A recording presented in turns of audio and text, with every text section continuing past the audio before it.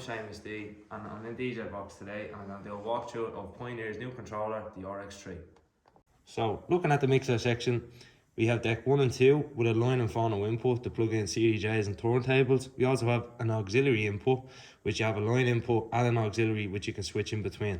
So looking at the back of the controller, you can see on this side here we have 2 mic inputs.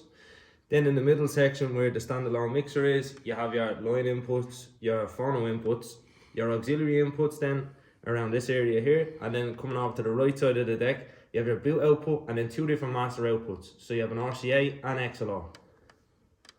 The RX3 is fairly similar to the RX2 from looking at it. So you still have your 2 channels, but in addition, you have an extra 2 color effects and an extra 6 beat effects.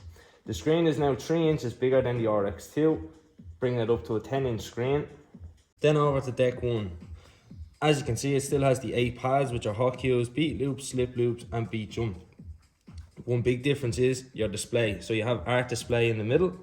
Top section of the decks, you still have your in and outs for your loop, quantize, slip, reverse, track search, and then the new added jog wheel adjust. And then of course, for some of the DJs, the sync button. Diving into the screen section, the main thing that's going to stick out is your playlist button.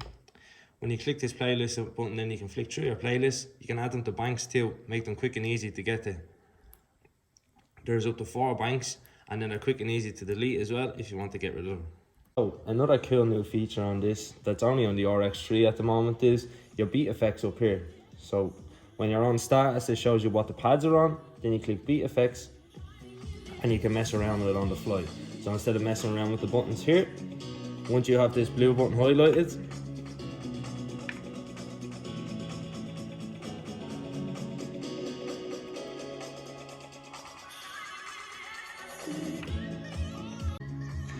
and on certain effects you can also activate the X pad. The 10-inch touchscreen has more information on it than ever. It's the biggest screen on the market at the moment with Pioneer's equipment. So over here it'll show you what USB you're using, what key it's in. Over here it shows you the beat effects, the BPM of the song. Then you have an overview of the track waveforms, and then you have a preview of the whole track waveforms either side with the BPM and all the information. Looking at the performance pads, you have 8 hot cues. There's 8 different modes. So you have 4 primary modes. You have your hot cues, beat loops, slip loops, and beat jumps. The secondary modes are gate cue, beat loop 2, release effects, and beat jump 2. These are activated from the shift button here, and whatever mode you do have selected, you can come over and see them on the screen here, so you can change them throughout.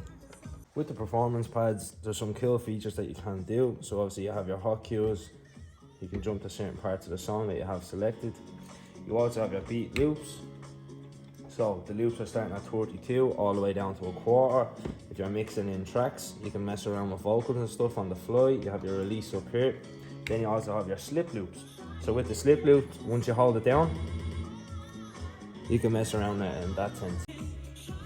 Finally then we have beat jumps. You can jump up in 1s, 2s, 4s or 8s. So you can go back if you missed. Very handy for mixing in some tracks. So looking at this as an overview, it definitely is an upgrade from the RX2. The new beat effects on it, the new colour effects, the new 10-inch screen. Definitely it has my money in anyways. And that's a wrap for today. I hope you liked the controller. If you have any questions, drop a comment below or even drop down the DJ box. Thanks.